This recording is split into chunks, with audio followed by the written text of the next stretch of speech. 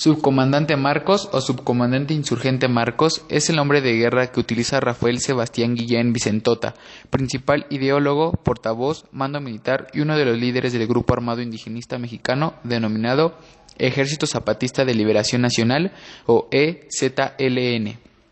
El EZLN hizo su aparición pública el 1 de enero de 1994 al lanzar una ofensiva militar que intentó tomar 7 cabeceras municipales del estado sureño mexicano de Chiapas, demandando democracia, libertad, tierra, pan y justicia para los indígenas. El comandante Marcos se distingue por sus habilidades literarias y de manejo de los medios masivos de comunicación. Desde enero de 1994, gracias a sus comunicados publicados mayormente en el periódico mexicano La Jornada, su imagen de rostro siempre fue cubierto por un pasamontañas y ha recorrido el mundo como símbolo de resistencia. El 9 de febrero de 1995, el gobierno mexicano declaró en público que conocía la identidad del subcomandante insurgente mexicano Marcos, a quien identificó como Rafael Sebastián Guillén Vicentota. Marcos nació en Tampico, Tamaulipas, el 19 de junio de 1957, exestudiante de la Facultad de Filosofía y Letras de la Universidad Nacional Autónoma de México y profesor de la Universidad Metropolitana de la Ciudad de México. Rafael Guillén es hermano de Mercedes Guillén Vicente, que sigue siendo un miembro activo del PRI y ha ocupado destacados puestos de responsabilidad en el estado de Tamaulipas, y actualmente es subsecretario de Migración, Población y Asuntos Religiosos de la Secretaría de Gobernación en el gabinete de Enrique Peña Nieto. Rafael Sebastián Guillén Vicente es hijo de Alfonso Guillén, originario de Xicoténcatl, y María del Socorro Vicente González, de Tampico, siendo el cuarto hermano de una familia de 8 hermanos.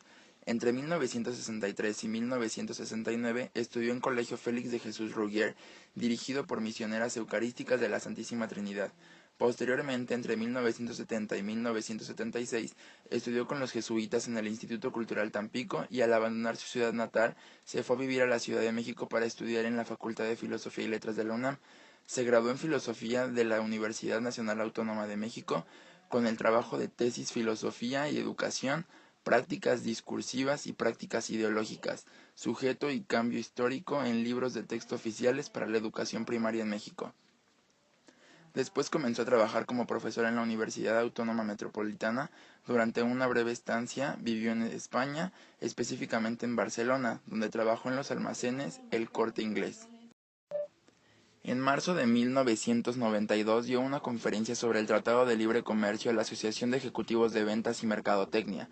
Entonces afirmó que aún era posible que la patria se expresara con un grito atronador exigiendo justicia y que ojalá los mexicanos pudieran levantarse una mañana sin la necesidad de una máscara para vivir y amar.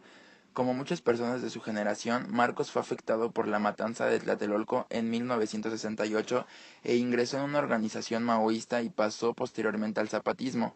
Sin embargo, el encuentro con los movimientos indígenas de Chiapas transformó su ideología y lo acercó a visiones revolucionarias más posmodernistas. Otras ideas que ha expuesto en sus discursos y acciones están más relacionadas con los ideales marxistas revisionistas del italiano Antonio Gramsci, muy populares en México cuando él estudiaba en la universidad. El domingo 25 de mayo de 2014, en la rueda de prensa que se realizó en homenaje a José Luis Solís Sánchez Galeano, zapatista asesinado el 2 de mayo de ese mismo año en la comunidad de La Realidad por un grupo de paramilitares de la Central Independiente de Obreros Agrícolas y Campesinos Histórica, el subcomandante Marcos anunció la desaparición del personaje. Argumentó su retirada como el fin de una etapa y comenzó de otra nueva dentro de la lucha zapatista. Marcos dijo que ya había una generación que podía mirarnos de frente, que podía escucharnos y hablarnos sin esperar guía o liderazgo, ni pretender sumisión o seguimiento. El subcomandante Marcos siempre ha negado ser Rafael Guillén. La familia de este dice que siempre ha ignorado su paradero y nunca dirán si Marcos y Rafael son la misma persona. En la carta publicada el 25 de mayo de 2014 menciona que la persona detrás del personaje era un maestro que sale en fotos en el velorio de sus padres. En la gran marcha al DF en 2001, Marcos visitó la UNAM y durante su discurso dejó claro que había estado allí antes.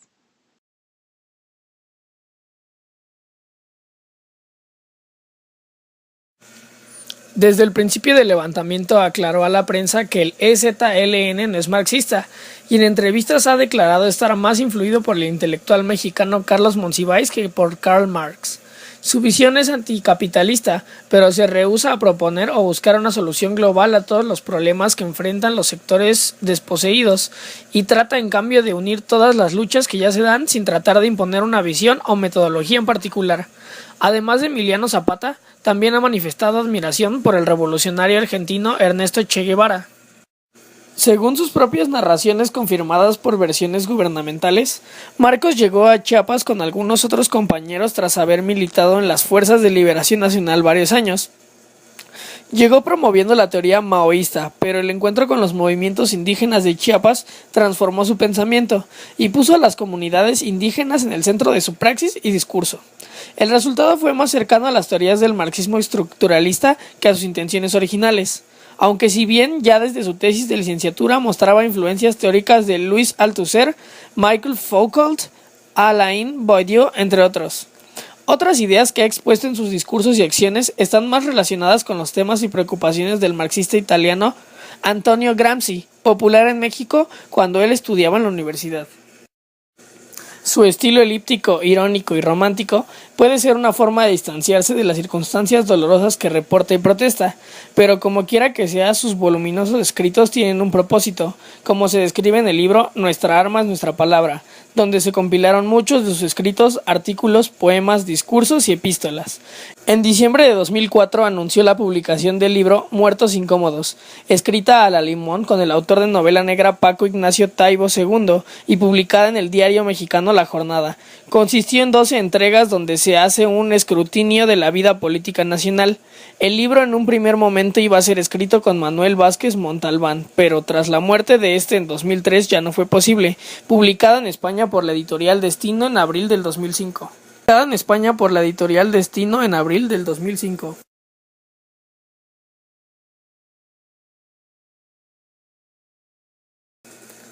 Marcos es gay en San Francisco, negro en Sudáfrica, asiático en Europa, chicano en San Isidro, anarquista en España, palestino en Israel, indígena en las calles de San Cristóbal, chavo banda en Nesa, rockero en CU, judío en Alemania nazi, ombudsman en la Sedena, feminista en los partidos políticos, comunista en la posguerra fría, preso en Cintalapa, pacifista en Bosnia, mapuche en los Andes, maestro de la CNTE, artista sin galerías ni portafolios, ama de casa un sábado por la noche en cualquier colonia de cualquier ciudad de cualquier México, guerrillero en el México del fin del siglo XX, huelguista en la CTM, reportero de nota de relleno en interiores, machista en el movimiento feminista, mujer sola en el metro a las 10 p.m., jubilado en plantón en el Zócalo, campesino sin tierra, editor marginal, obrero desempleado, médico sin plaza, estudiante inconforme, disidente en el neoliberalismo, escritor sin libros ni lectores y es seguro zapatista en el sureste mexicano.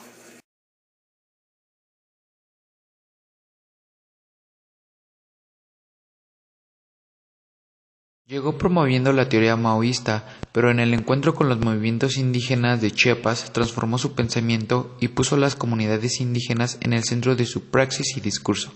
El resultado fue más cercano a las teorías del marxismo estructuralista que a sus intenciones originales, aunque si bien ya desde su tesis de licenciatura mostraba influencias teóricas de Louis Althusser, Michel Foucault, Alain Badiou, entre otros.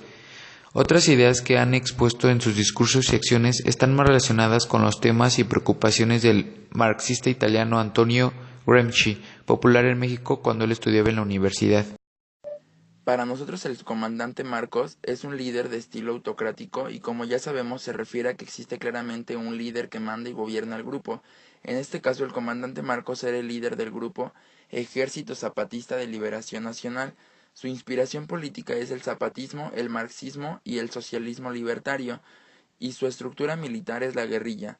Su objetivo es, según el subcomandante Marcos, la toma del poder, no, apenas algo más difícil, un mundo nuevo, y en la Declaración de la Selva Lacandona se estableció: lucha por trabajo, tierra, techo, alimentación, salud, educación, independencia, libertad, democracia, justicia y paz.